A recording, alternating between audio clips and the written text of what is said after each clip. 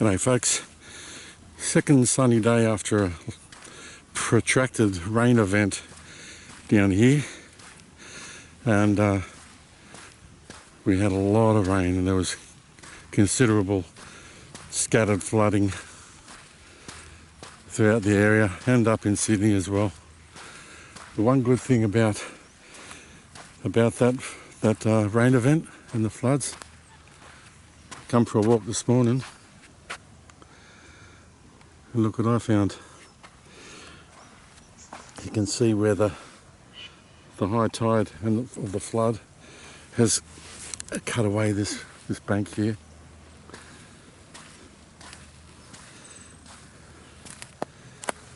And it's exposed an Aboriginal Midden. For those of you that don't know, a midden is like a bit of a mullock heap or a rubbish heap from where the black fellas sitting in their camp there have chucked all their rubbish after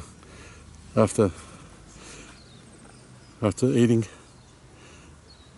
So middens, you find them all over the place. I went for a walk this morning and this jumped out at me straight away. You can tell that these have been placed here by people.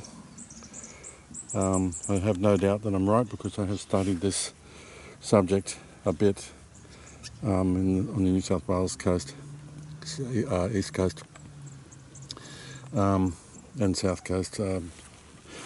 Anyway, I can see here mostly Austria Agassiz.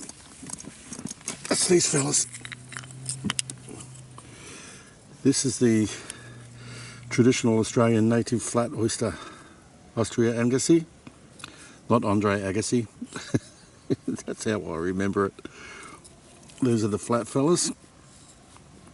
They get pretty big. They also have the rock oysters here, like your Sydney rock oysters. But these are also known as the mud oyster. And look down here, you can see, I'll just be careful. They get pretty big.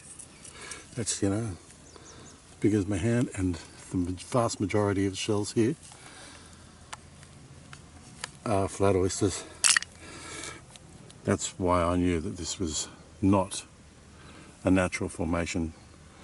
Koori people have had a camp here, and this is their midden, and you can see, I thought it would, it goes considerably underwater as well. The course of this creek, I was going to say the name then, but I won't.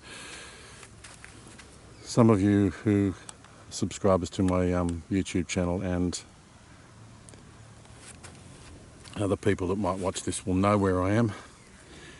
Some people know where I am, but I'm not going to say it because I'm going to bring this midden to the attention of the local land council.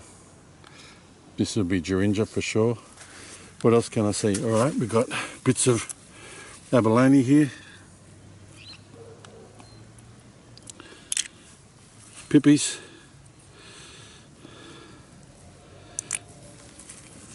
Rocks as well. We got pippies, we got abalone, we got whelks. Actually, the more abalone I see, but mostly flat oysters. Yeah, another bit of abalone shoal there. Can I see? Yeah, more abalone here. More abalone shoal there. Here. Yeah, it's all through there. Abalone, pippies, and flat oysters. I can't hazard a guess at the age of this, but judging by the height of the topsoil or the top sand, as it were, that's been washed away, several centuries at least. Several centuries. It's funny, they're reintroducing the flat oyster into Botany Bay up in Sydney. the part of the oyster growers in Woolooware Bay, Keebray Bay and Towra Point up there. That's where I actually grew up, in Woolooware. They're reintroducing the flat oysters there, which were stripped out by the whitefellas, and also even around Sydney and mostly Botany Bay when the whitefellas were running out of food. They just completely denuded the area of these native flat oysters, and the Koori were left without their traditional seafood. There's so many of them. So many of these. So what they will do is hopefully come along, take a couple of these samples and carbon date them, and then maybe put a protection order on this. But the thing is about this area too, look at the size of that fella. Hey. The thing about this is the creek would have been on a different course. The sand here in the area comes and goes, comes and goes, comes and goes. You know, you can have banks of the red weed from the bay, comes in 2 or 3 feet high sometimes, even higher, and then a week later it's bloody gone. So anyway, yeah, the oyster farmers up in Sydney are reseeding Botany Bay with Austria Agassiz, and I hope they have good success with that. They're returning a species to its former glory. Let's hope that works. They've released hundreds of thousands of the little tackers in there to grow. So this is probably, I don't know, 5 metres across.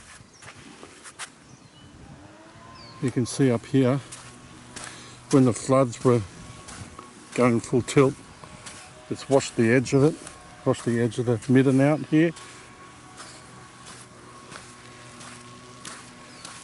And it's scattered some bits down here, through there, through there.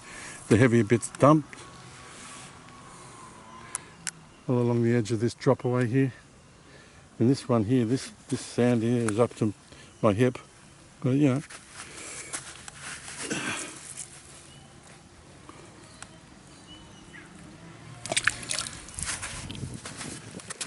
So there it is, brand new midden. I've been watching people walk past this all morning, didn't even give it a second look. Some people not very observant. Bit of beach coal.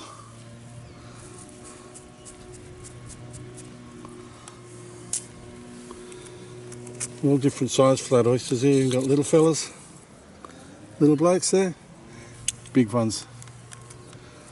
Yeah, so an old Koori midden.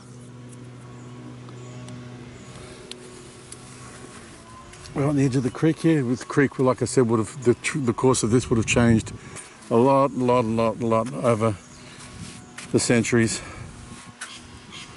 I can't see any bone.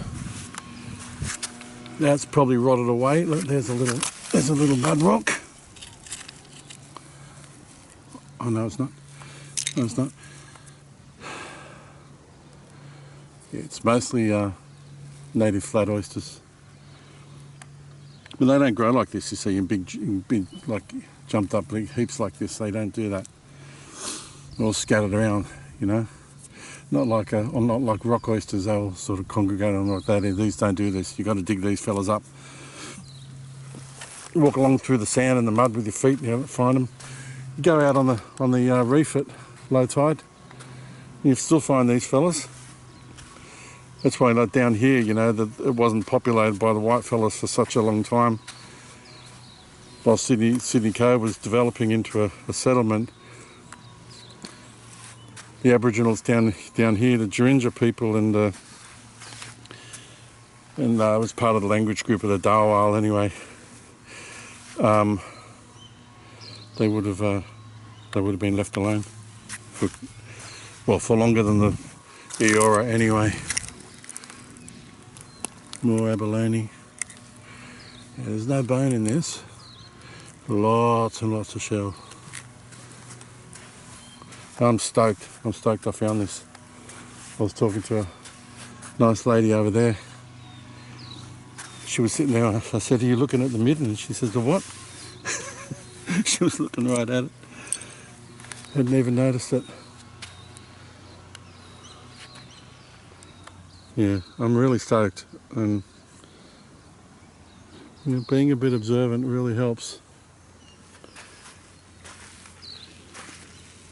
A centuries old local Koori midden, right in virtually in my backyard.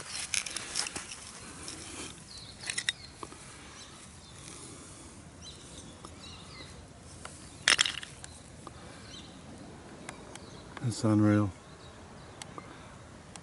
It's a real story, you know. It's history. It's like, let's bring this to the attention of the local ALC, and so we'll come down, and they might even bring some archaeologists down. Yeah, I'm stoked. It's amazing. And all because of the rain we had. Well, everyone's bitching about the rain and the floods. I'm glad that I can pull out something really positive from that. Just a bit of bloody rain, and here it has exposed some history. This would have been a campsite up here.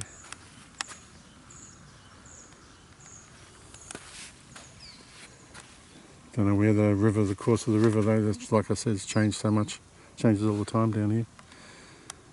Alright, there you go. A cool midden. South Coast, popular South Coast creek.